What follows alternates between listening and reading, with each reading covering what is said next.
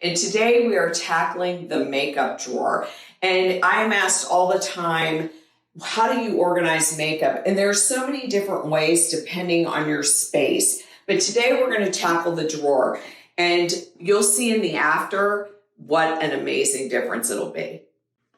So now I'm back to give you step-by-step tips the way an organizer would do it when organizing a space. And today, like I said, we are tackling the makeup drawer. And the first thing you do is grab a garbage can. Get rid of anything that's expired, anything that breaks you out or irritates your skin, anything that you never ever use or has just seen its better days. Toss it and start fresh. The next thing, always I recommend is measuring the space. Everybody's bathroom drawers are different. Some people have deep drawers, short drawers. So it's so important to measure the space because buying containers and not returning them can become more clutter in your home. So make sure to measure.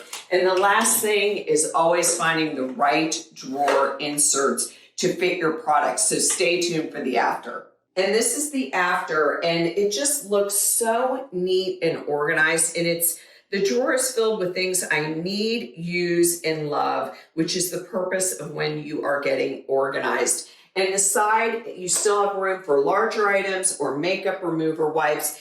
And the main goal here was to sort like items. So we have foundations over here, powders over here, mascara and concealers. It always helps to sort items so you don't buy more of what you already have. If you need more tips on how to get organized, head over to neatlydesign.com.